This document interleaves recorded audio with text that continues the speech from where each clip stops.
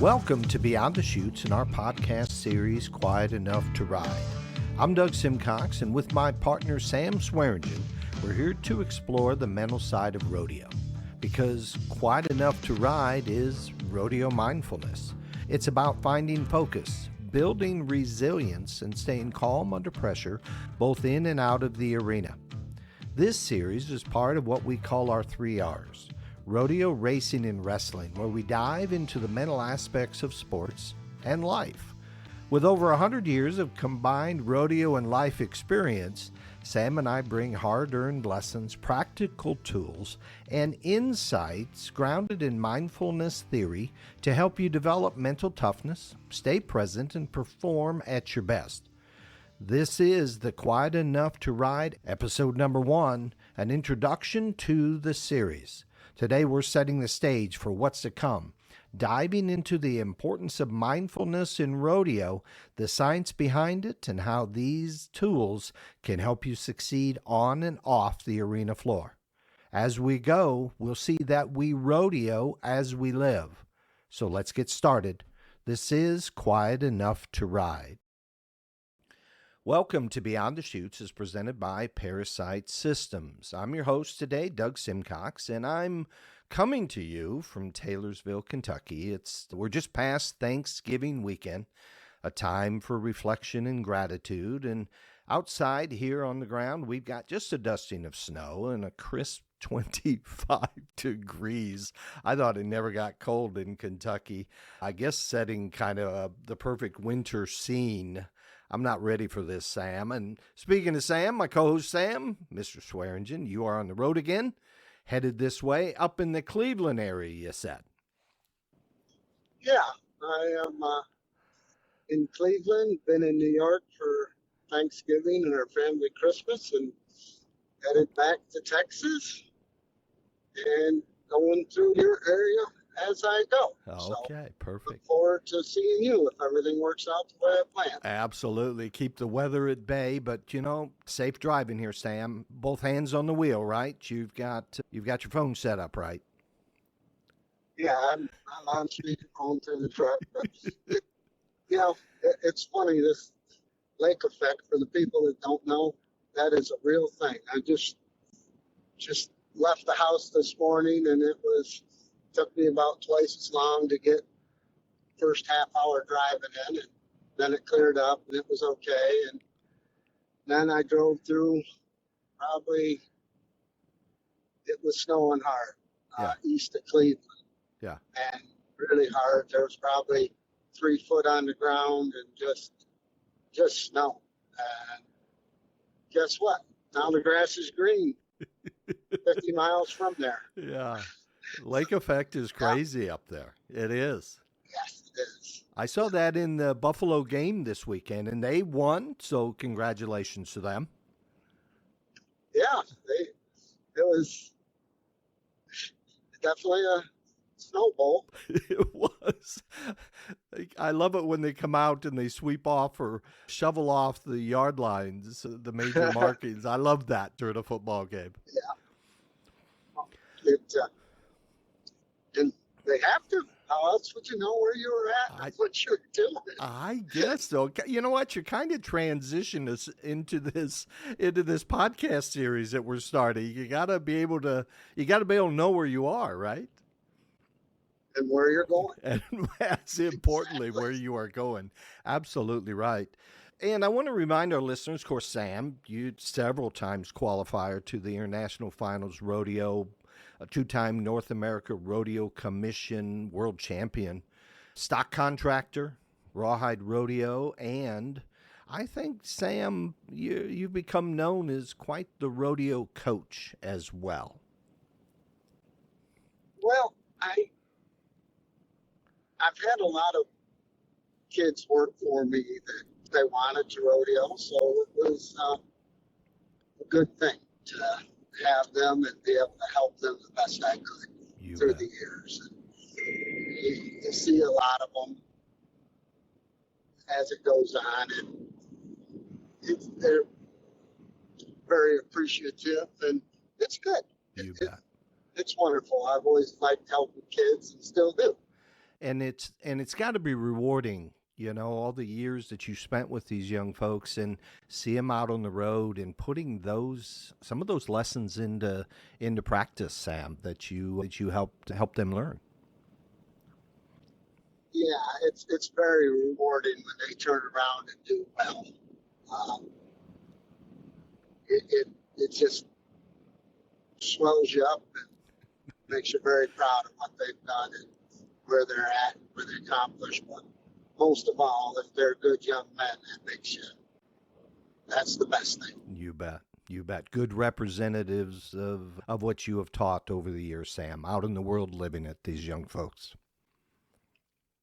Yeah, it's a different, lifestyle. When I was in it, it was more rodeo no matter what. You leave your family, you leave everything, and you go, go, go, as much as you can, as hard as you can. But now, as you get older, you realize, well, family is what you need to Yep. work for. And Yep. rodeo will, very few people get a lot out of rodeo. Yeah. Not to be negative in any way, but it doesn't pay well. It's hard to retire off unless you're in the elite 1%. Yep. So family, should come first. You bet. You bet. Family and supporters and I like what you said, you got to balance it. You got to balance your life with family, with rodeo, with your faith and so forth. So I think that might be an upcoming series or an upcoming podcast here, Sam. Well, Jerome Davis put it very good one day. He said it's faith, family, and finances. There you go. So there you go. To me, that was a very interesting way and simple way to put it. You got your faith, you got your family, and then your finances. You bet. You bet. You bet. Well, a lot of wisdom we hope to share in this series, Sam. So November 30th, the IPRA rodeo season officially ended. And I know they're still calculating standings and everything. But I think, Sam, we want to extend congratulations to all the IFR qualifiers for their hard work, their dedication, resilience, time on the road, time away from family, and taking with them, as you said, family, faith, and financing as they've rolled down the road. Yeah, and congratulations to everyone that made that IFR. It's a great accomplishment, and it's a very difficult journey for some, and not so hard for others. It just the road out there is long, and that's the beauty of the IPRA. If you don't want to travel a lot, pretty much in any part of the country, you can make the finals if you're talented. You don't have to be up and down and everywhere. You can be where you're from and travel within 500 miles and make the IFR. You bet. And that goes to that third F, right? Financials. You've got to be able to make money going down the road, or you better have a good sponsor behind you. Yes. Or a good family. Yeah, a good family. It supports it. But it's faith, finance, family is huge there. And if you're traveling, more local, it's easier to take the family with you. You bet. Do more with them. You bet. You bet. And that's good to have that, as we said, that support as we go up and down the road. Now, we enter kind of a 6-week countdown to the IFR, which is IFR 55, Sam, if you can believe that, which is going to take place January 16th through the 19th, 2020. And first off, 55 years of road, 55 years of finals, Sam. And second, you've been here. You've done this. How do you make the most of this 6-week period? I don't know if it's fair to say it's off. You're off. Meaning you're not rodeoing as much for sure. You got Christmas in the middle of it, New Year's. You got cold weather. how do you make the most of this as a rodeo competitor, a rodeo athlete that is qualified and going to start performing on January 16th, 6 weeks from now, Sam? What do you do now? Well, it's very strange that you should ask this because when I was young, you you worked and you thought about the finals, you dreamed about making these rodeos and getting there. And once there was no real work ethic in the gym, uh, I'd go cut firewood or something through the last few months there. And then I had my business. We'd work that a little more because I was home a little more. But now I would say, okay, take 2 weeks off. 2 weeks if you don't work a job. Just take 2 weeks, just reflect on what you kind of want to do, and then get after it. Get in the gym. Get doing things that's going to help you perform better at the IFR, no matter what event it is. And the gym will never hurt anybody. But some of it might be just thinking about what you're going to do out there and how you're going to handle yourself. And we all know a lot of it depends on what you draw, but if you can work out and mentally work the mind so that you can, no matter what kind of draw you get, you can make the most of it. You might not place, but you'll make the most of it with what you had. I love that. I always felt good if I thought I did the best I could do on the animal I had. And if I didn't feel that way, I was pretty hard on myself. Okay. Perfect. What a great transition. Sam, we're doing a podcast series. I know I said that in the opening, but we've never done a podcast series. And what I mean by that is today we're doing an introduction, and we've got several podcasts that are lined up behind it. That is this new podcast series, and again, we're trying things out. We're doing this stuff for the first time, but it's called Quiet Enough to Ride. And the series, Sam, as we've discussed, is going to focus on the mental aspects of any athletic endeavor, whether it's rodeo, racing, or wrestling. We call it the 3 R's. And I know every time I say that, I have to stop and let everybody catch up because it's rodeo, racing, and wrestling.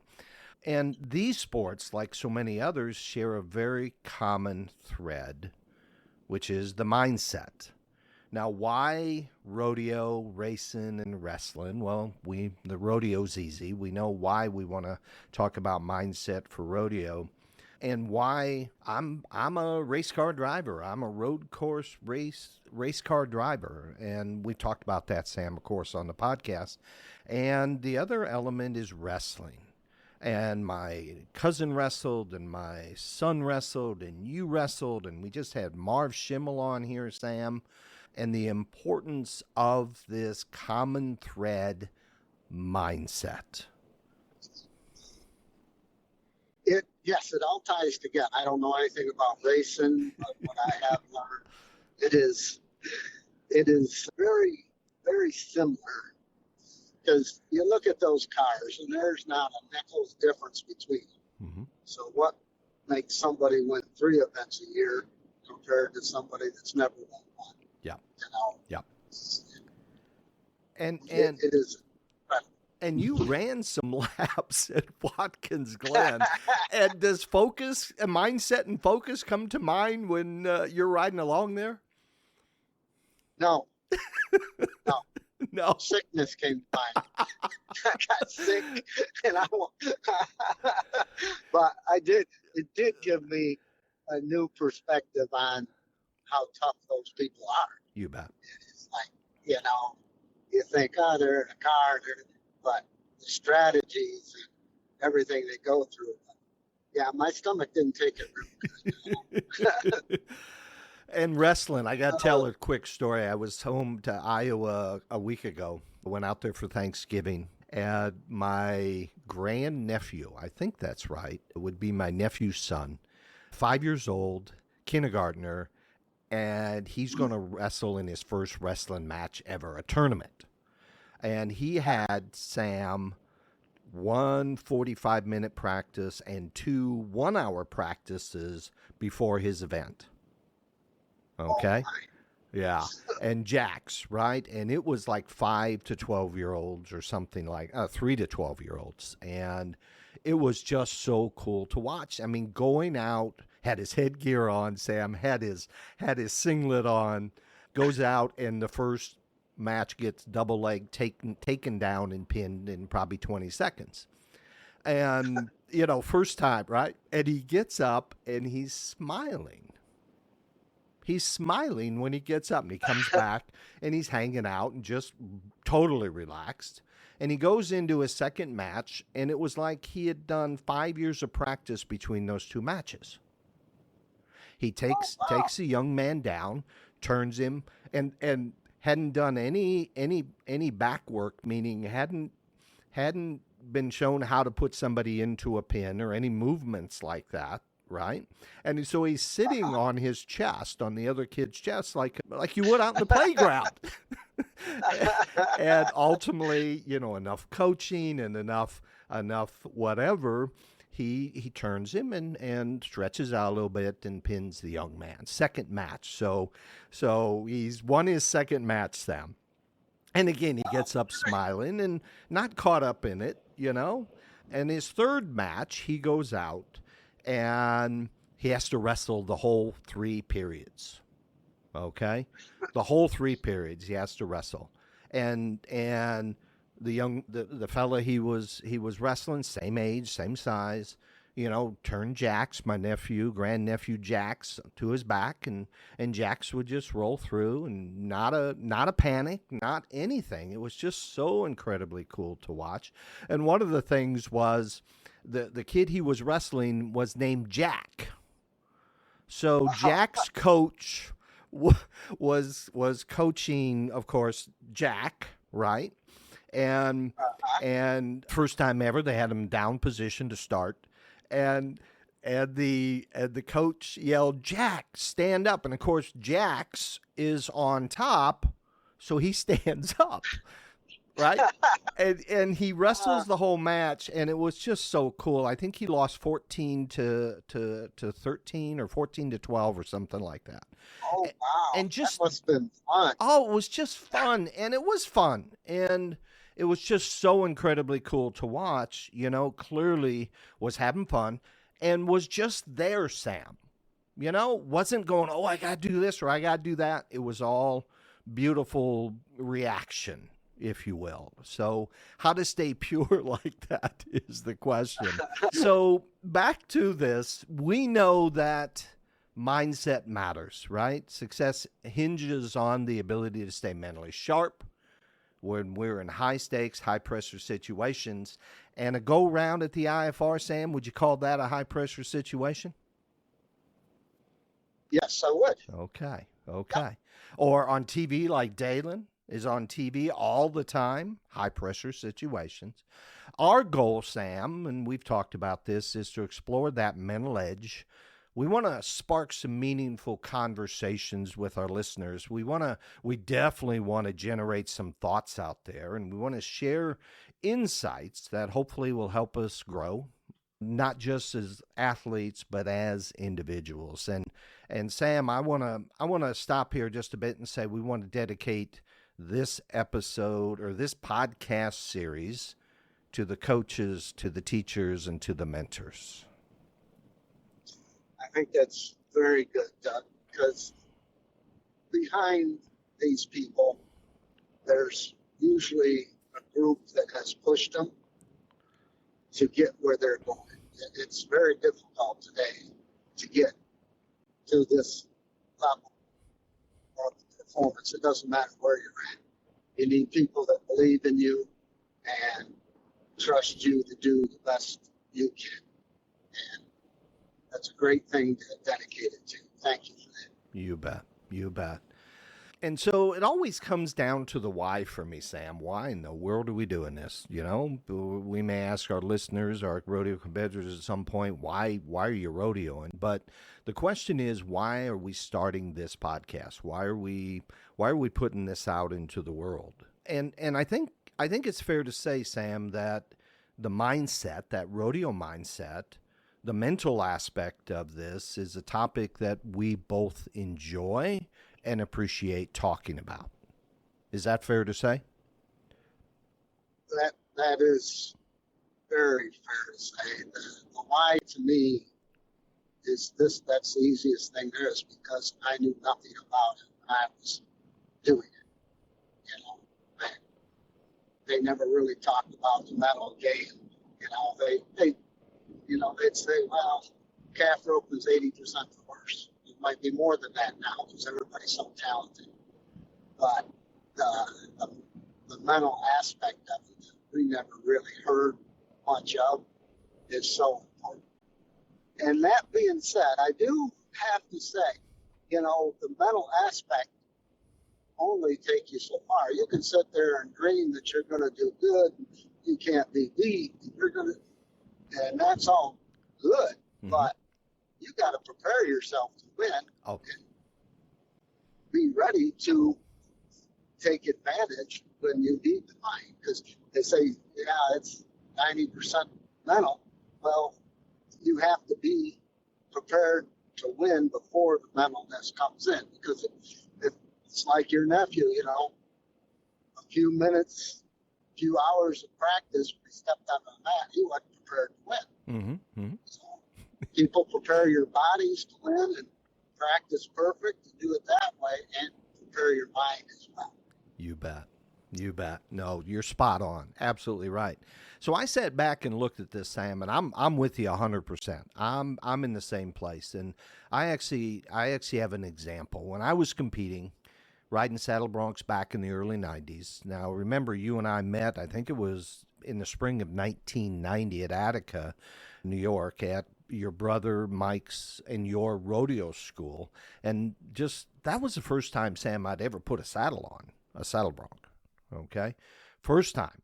And so to practice, and I remember practice perfect. I can remember that so clearly. One of the standouts, one of my takeaways, and you were the one preaching it. You were absolutely the one preaching it. So fast forward just a little bit, and I will tell you that one of my biggest obstacles was my mind in riding saddle broncs, whatever term of success you want to call it. I clearly was thinking too much, overanalyzing every move, you know, instead of letting the skills and training that you taught us take over. Quite frankly, I got in my own way, and my mind became a block and prevented my body from doing what it was learning how to do. Now, again, back to the learning how to win aspect you talked about, learning the skills necessary. I was maybe on a scale of 1 to 10 as far as skills, maybe at this time a 5 or a 6, if that makes sense. Learning the skills and learning how to put them together and hopefully putting them together at the right place. But I remember Newfoundland, Pennsylvania. You and I had done, we did rodeos there. I announced rodeos there for you later in the 2000s. I think this was 1993, and I was traveling with Kenny Churchill, John Churchill, John Constantinople, and we stopped off on the way to Cowtown. We'd been to Ballston Spa, New York on a Friday night. We were on our way to Cowtown for a Saturday night rodeo, and we swung off for a Saturday afternoon rodeo in Newfoundland, Pennsylvania, right off the highway, and got on my first bronc. The bronc fell. I got a re-ride. And I had Tom Farley, Kenny Churchill, John Constantinople. They're putting my halter on. They're putting my saddle on. I'm getting things kind of ready. All I did was, I said, is my saddle set okay? And they go, yep. They said, all you got to do is measure your rein and go. And that's exactly what I did. And it was the first time, without thought, Sam, I climbed over the back of the bucking chutes, got on a horse, and I can tell you it slowed down so much. Remember when we talked to Kelly Page, he talked about the ride slowing down. it slowed down so much. And it was almost like, and I know I wasn't, but it was almost like I could turn and look at the crowd, and there was just that kind of space. So I'll call that being in the zone without thought. And that experience taught me that the mental aspect is just as important as the physical aspect. And overcoming that block, I never got there, Sam. It takes time, but we're hoping to speed that up a little bit. And that's why I'm so interested and so passionate about exploring the mental side of rodeo. Yeah, and what I think you did was you were in a hurry and you had to do it, so you just jumped in and went and didn't think about it. Everything else took over. And you practice what you do, you stepped up and let you ride the ground the way you always thought you should. Mm-hmm. Mm-hmm. Just like you said, you were in your own way every other time. But if you treat your body and mind the right way, shut out the world around you, and just work at things. And then when you're prepared to do it, then just do it. You know? You bet. Just do what you're prepared for. Perfect. This is absolutely perfect. What a, yeah, this is, you're headed down, we're headed down the road side by side on this, Sam. You know, I've been fortunate to learn from some incredible mentors. I've talked about you and Mike, of course, and the Canadian crew that I traveled with, and personal experiences. And I actually have a professional driving coach, Kelly Jones, Racecraft 1, and he's taught me lessons on the track that go way beyond the track, whether it's on the simulator, and I've got a simulator here at the house, and he actually sits in Indianapolis and he coaches me from there online. He rides laps with me and so forth. Or on the track with him sitting right seat, Kelly always emphasizes the mental side of performance, from focus to consistency, and specifically consistency under pressure. So as the speed gets faster, the braking zones get shorter, whatever it may be, how can we be consistent as we go about this? Yeah, and that just amazes me that, okay, you're sitting in your house on your machine, and he's at his, and he can see what you're doing and stop and help you.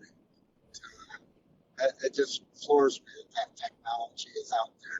But it's out there because people want to get better.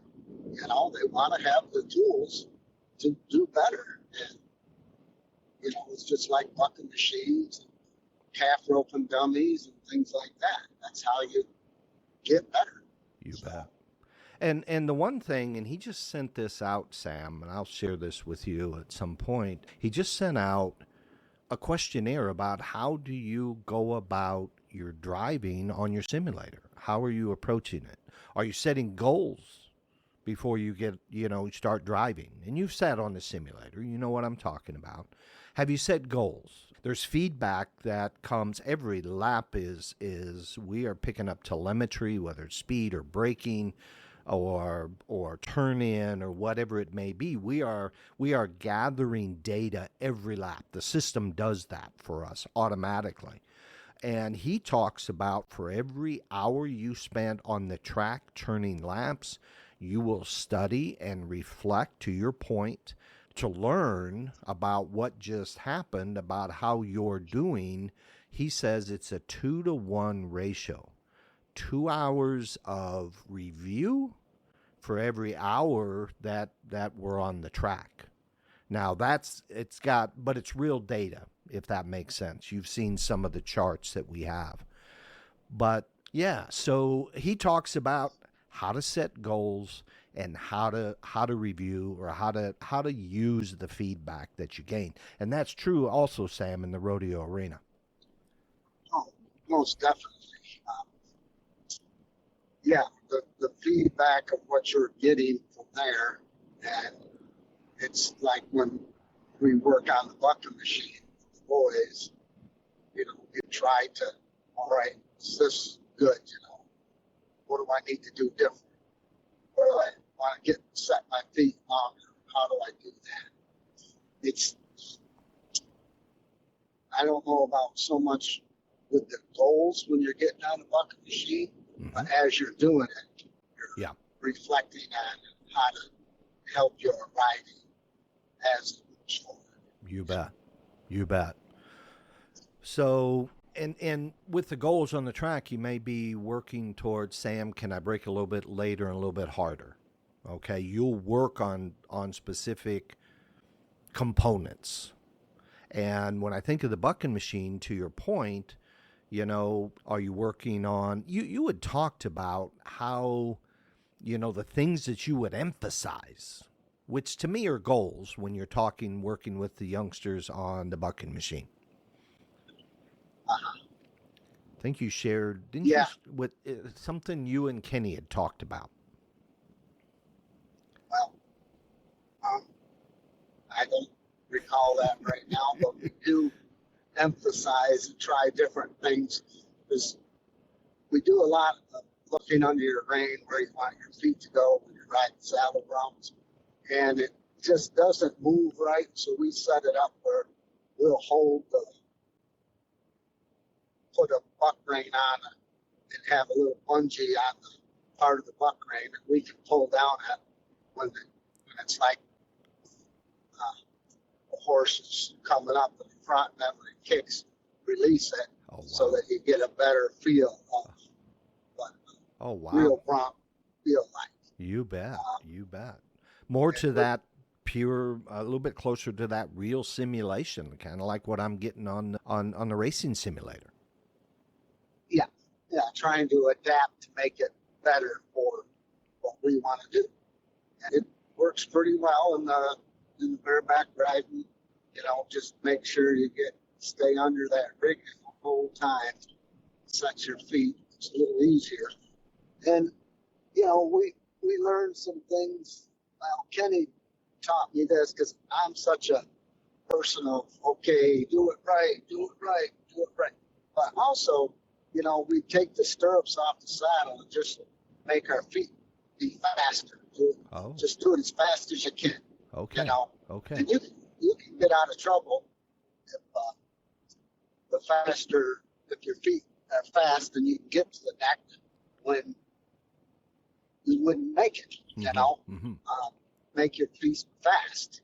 And then with the bareback rigging, you just spur it as fast as you can. You don't have to get a hold and lift it as much. Just go crazy for 15 seconds, as fast as you can. Yeah. And teach them feet to get faster all the time. It really helps. That is so cool. Absolutely. And sticking with the why, Sam, there's a lot of resources out there on this subject, and I listen to a lot of podcasts on a pretty regular basis. I've shared quite a bit with you, and I think you heard the one that was on Rodeo Roots podcast, Tom Carney's. Came out, I think it was July 9th it came out, and man, what he shared, every rodeo competitor should listen to. And every parent of a rodeo competitor should listen to, and we're going to put that in our listener notes. I'll put a link in there for that. But Sam, and Tom, but he talked about passion versus emotion, staying solution focused, not problem driven. And the one thing that really, really, really stood out for me was finding 3 things you did right. Shift the focus to positives, he says, even after tough days. Yeah, I know Tom not real well, but he took us in without knowing him, and then his then wife, who has passed away, just wonderful people. Just didn't know us from Adam. There's a group of people coming down from New York. Said you need to talk to this guy if he wants to. They were 100% correct. He is the guru of steer wrestling. Okay. Wonderful, wonderful man, and the things I learned from him just watching it was so good. I called him up and I said, can I have Dalen just go down there and listen to you when you're doing your school or something? I said, don't let him bulldog. But can he just listen to you? Dalen never went, but that is the attitude, like think of something positive. You bet. Well, I had good roads to drive there. Maybe that was the only positive thing in the whole day. You bet. But think of something positive. Make it something positive. Yeah. And don't try to be something you're not, because you're not going to be overnight. Just like we're saying, practice perfect, do it right. But if you're running 5-second steers consistently or 6 seconds, you're not going to be 3 seconds when you need to be. Right. So right. Yeah. He is spot on with what he says and does. They couldn't say enough. Somebody to listen to his thing. And I think the reason I like it the best of anything, it's not like he sugarcoats stuff like these people that say, yeah, be positive, it'll all be good, bright sunny days. No, he tells you just how it is. Yep. And if you're not willing to put the work into it, don't bother me, don't call me, just leave me alone. Yeah, and right. I'll help you if you want to learn and you're willing to put the effort in. But if you're not, just don't bother me. Yeah. I'm good where I'm at. Yeah. I love it. Well, in the episode, he talked about the click phone calls. And I'm like, click phone calls? What's he talking about? And he said he'd get on with one of the guys he's coaching. Well, it didn't draw well. And the next thing is click, meaning Tom's not interested in that. He hung up. He said, that's what I call click. Tell me what you did. Tell me what you did right. Tell me what you're focusing on, whatever the case may be. So I really stood out for me, meaning you're, with the click phone call, dude, don't give me excuses. Don't give yourself excuses. Don't make them. What are you going to change or what are you going to do to move forward? So excuses are, when there's doubt in your mind, doubt will take over. Yep. And you're giving yourself a reason why you won't win. Oh, I didn't draw good. You're giving yourself reasons to not do well instead of giving yourself reasons to do well. And, going back to when I was young and watch Clint Corey, he'd get a horse he wasn't supposed to do any good on, and he'd win a rodeo. You're thinking, what the heck did he do? He did his basics right. He helped the horse to buck, and he rode just the way he was supposed to. Lifted the horses, beat him to the ground. And that's why he would take one that nobody could even place on. He'd win first. Amazing. You bet. I love that. And we're going to get into a little bit more of that, right, as we roll down through our series here. So another episode or another podcast I listened to, Sam, is the Dale Jr. Download, which is, of course, Dale Earnhardt Jr. His father was Dale Earnhardt, 7-time NASCAR world, champion. He had an episode, I think it was his episode number 568 that came out in August of this year, August 14th. And again, I'll put this in our listener notes.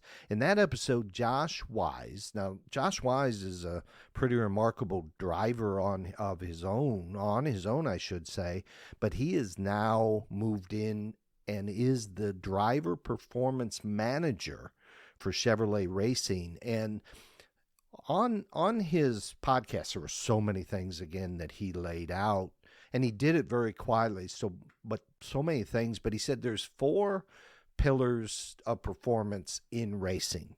Now, these insights aren't just for racing. I'm going to say, Sam, they're good for rodeo, they're good for wrestling, and go a little bit further, and maybe we need to add this, and life, right?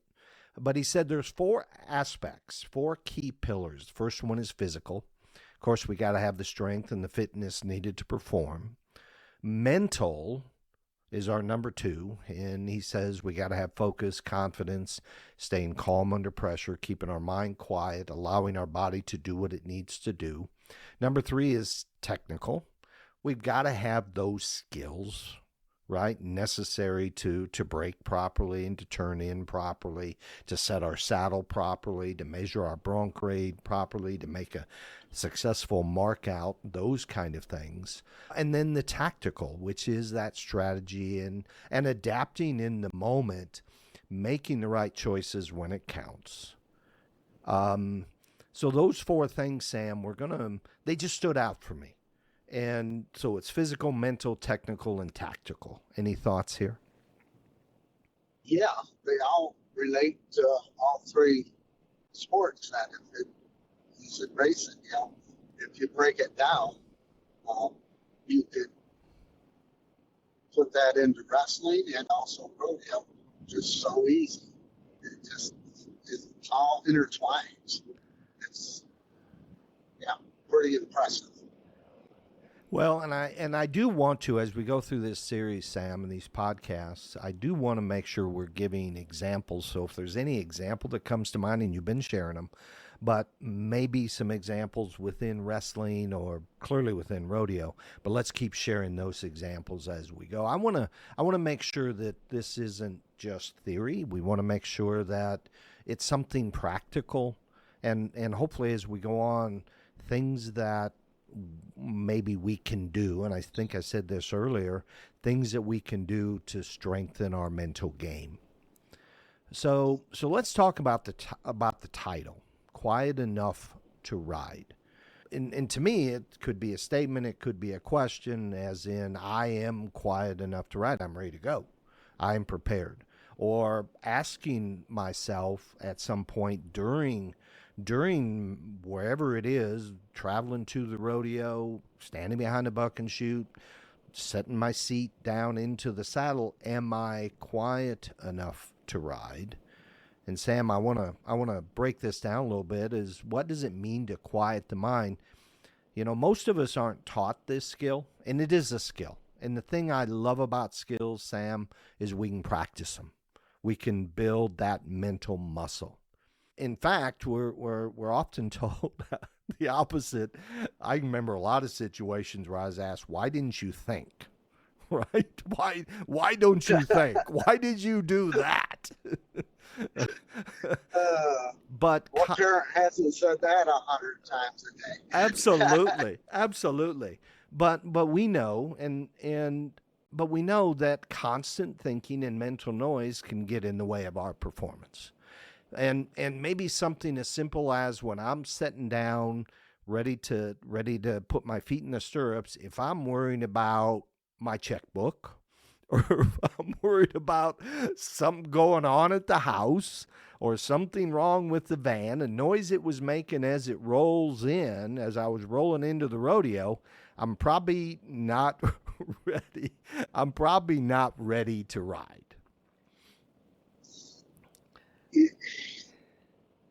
And I can really relate. When I was going through my first divorce, and it's the only IFR that I never made a nickel at. The only one.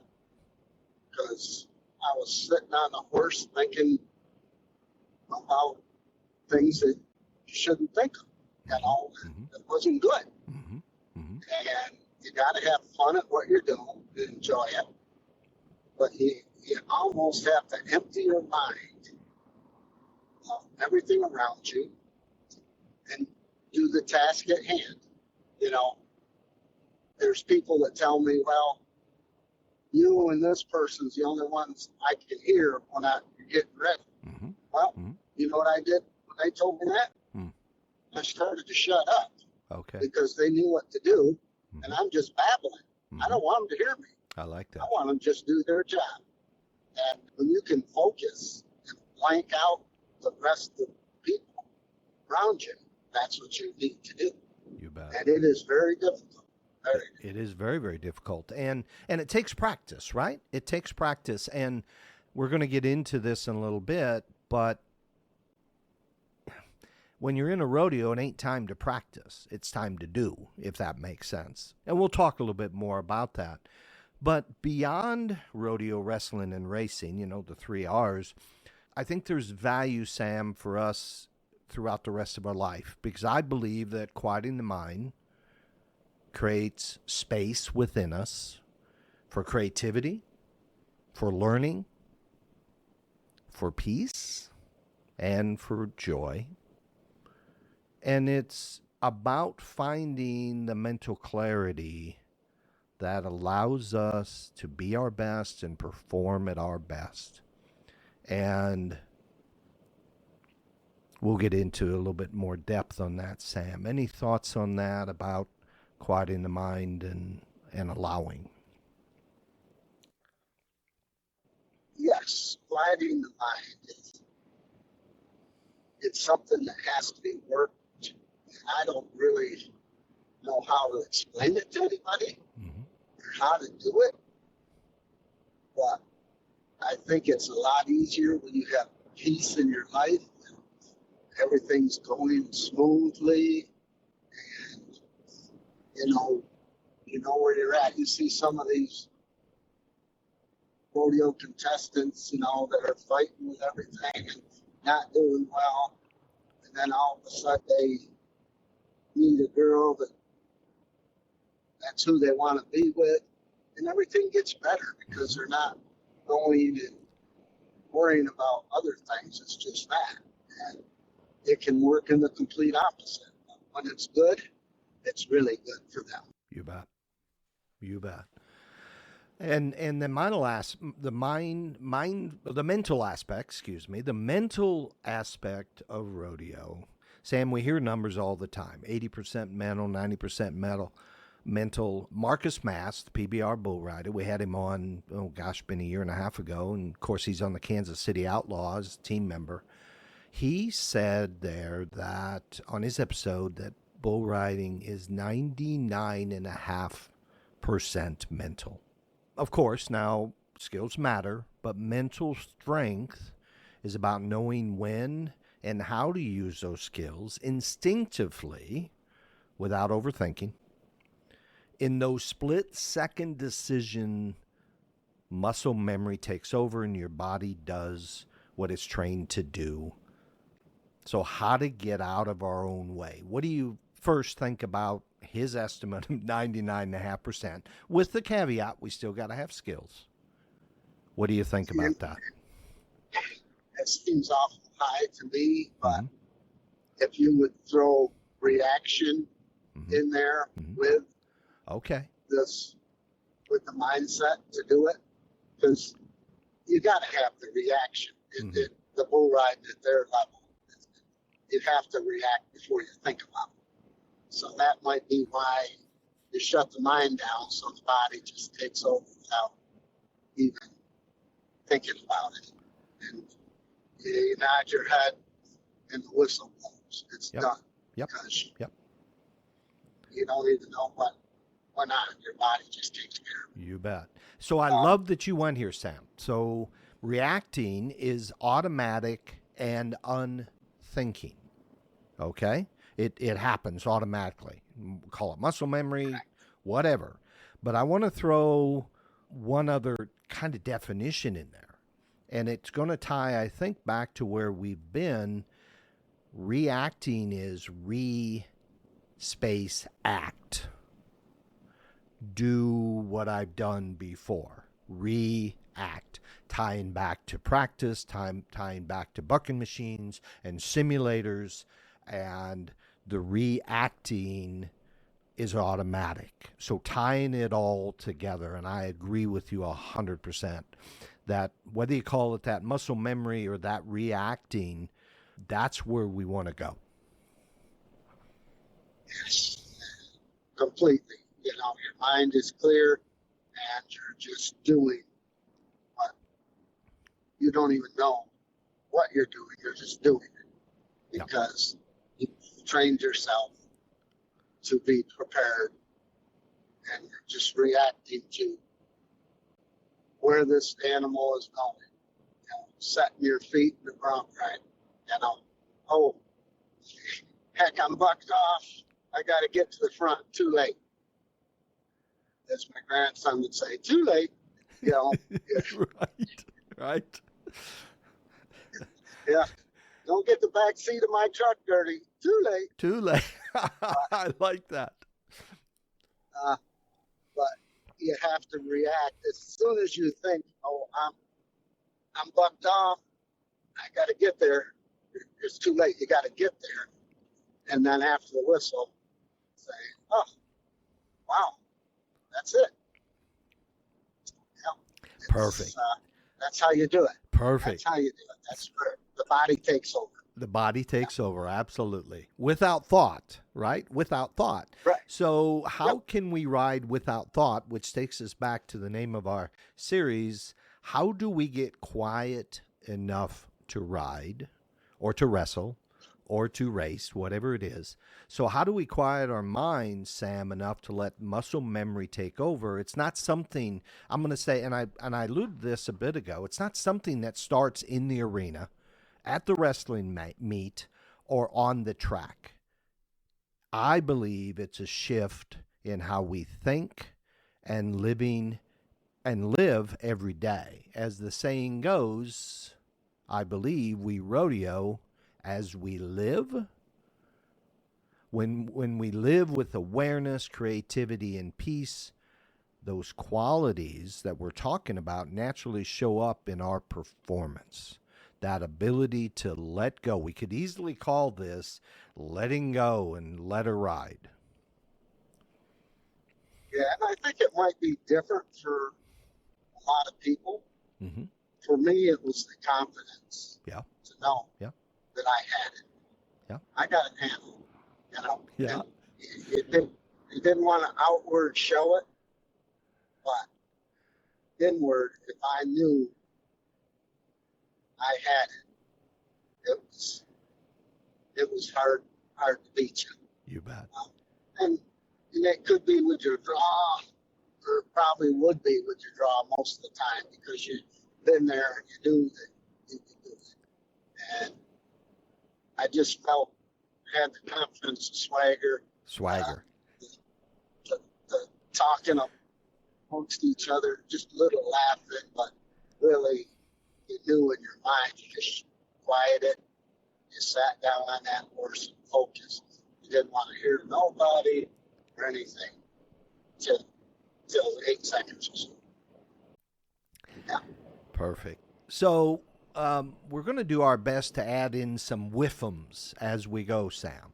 You familiar with whiffum? Refresh me now. It's what's in it for me. Why in the world do I even want to listen to this podcast? Or why in the world do I even want to focus on the mind? So what are the benefits of learning to quiet the mind? I believe greater happiness, focus, and alertness. And again, that's rodeo arena, wrestling mat, race car driving, or at home with the family, faith, and finance, as you talked. I believe it adds and allows increased or an enhanced creativity and mental clarity. And if the result could be peace even under pressure. And I want to say it isn't quieting the mind, and this is from my personal experience, quieting the mind isn't just about adding something new. It's about accessing what's already there, what's already within us. My boss, David, used to say, can you turn yourself down enough to learn this? Can you turn yourself down enough? And of course, he was talking about quieting the mind. So before we get started on any kind of learning or any kind of program to improve, I think we got to know the whiffum, Sam. What's in it for me? So, Okay. Go ahead. Can I add to that, Doug? Please. I think this is very, very important because we all make mistakes and do things wrong and wish we had known. You know, I think forgiving ourselves needs to be a part of it. I love it. I think you don't get the peace if you're beating yourself up all the time. Yep. So I've actually got some thoughts, Sam, for a future podcast that's part of this series that we're going there. Okay. sorry, No, it's it perfect. just So, popped in my head. no, it's absolutely perfect. And this is the cool part about being in conversation with you, and we're having this conversation for the first time. It's not like we rehearsed anything. So Yeah. you bridged us to what's coming. So what's next in our series? What are we putting together in our series? So these three things are standing out for me right now, Sam, and we'll be adding some things as we go, as each podcast comes about. Number one, we want to define the rodeo mindset. We're going to take a deep dive into what the rodeo mindset is. We're going to break it down into its components, like confidence, some would call that swagger, focus, resilience. There's a whole topic in and of itself, Sam. Resilience and adaptability. Adaptability. You know what? We're making it up as we go, right? And we'll show how mental skills can help us shape success. So as we talk about the rodeo mindset. Another thing we're going to talk about, very famous book that was out that legends like Larry Mahan, Gary LeFew credited this book with changing their approach to their personal competition. And that's Maxwell Maltz's Psycho-Cybernetics. I think it came out in 1966. Maxwell Maltz was a, plastic surgeon. Okay. And he said he's going to offer up some insights on self-image, how we see ourselves, visualization, how we can practice our events mentally, and the subconscious mind. He offers up our game changers, and we're going to talk a little bit more about that for these athletes that are going up and down the road, Sam. We're gonna try to break these down for today's athletes. So any thoughts on that particular one? Then I've got one more, and then we'll go to a close. No, I don't know too much about all that stuff. Wish I knew more. Yeah. And number three, That's Sam. what we're living. Absolutely, and that's why we're sharing this. I mean, imagine if we could have had access, and I did have a bit of access to this. I had heard of this, but I was trying to read it and do it on my own, and I was able to do some of it, and I will say it mattered and it helped, but I didn't have a regular practice of it, if that makes sense. And practice perfect, right? And routine, and we're going to get into all that. And finally, number three, Sam, what's coming up in this series? We want to make sure that we have examples. We talked about that earlier, practical tips, maybe some how-tos, how to put some of this stuff into play. It isn't just about theory. We are going to lay theory out there, but it's also about action. And we're going to share some real world examples and practical steps that can be taken to sharpen the mental game. And whether it's setting clear goals, building muscle memory, or mastering visualization, we hope that this series that we're putting together can help our listeners, Sam, become the best version of themselves, both in and out of competition. Sounds good. Really good. And I'm excited, Sam, to have these conversations with you. This has been something we have talked about for years. And a lot of things we've talked about, Sam, I'm pulling into this. Well, there's a lot coming down the road. I think the newer generation is very in tune to it. You bet. You know, the ones that are winning, I'm sure are. Yep. They're such a fine line. Absolutely. Any final words before I wrap this up? No, the only, I remember hearing years ago where they talked about what is the difference between a runner in a mile race that finishes a quarter of a second behind the guy that won first. What's the difference? And Yeah. that's what you need to think about it. Yeah. You know? Yeah. Contestants need, what is the difference? Is there something I could do better, or is it all desire? Either way, it's something you can do better. Yep. And we know professional athletes, bull riders, that have worked with mental coaches or life coaches, whatever you want to call them. And we've seen the improvement in one's game by putting this focus on this subject, the mental aspects of rodeo. Yep. Perfect. And I would, if you can find somebody that really knows what they're doing in this, talk to them, listen to them, see what you can do to improve yourself. Absolutely. And that's one of the things, Sam, that, cowboys historically have been independent contractors, right? I'm on my own. I'm an individual. And sometimes it can be seen as a weakness to raise your hand and ask for help. And I want to make sure that folks know that's not a weakness. That's a strength. And we're going to be getting into that, Sam, a little bit in our series. That's something really to delve into, because nobody wants to ask for help. It's like the mail asking for directions. The big joke, it's a guy, he's not giving us directions. Yeah. Well, and I've been there. Yep. Still in there to some point. Yep. It is very important. Yep. You don't know what you don't know. You don't know what you don't know. I love it.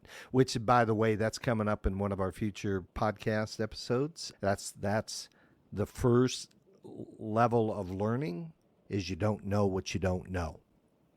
Okay?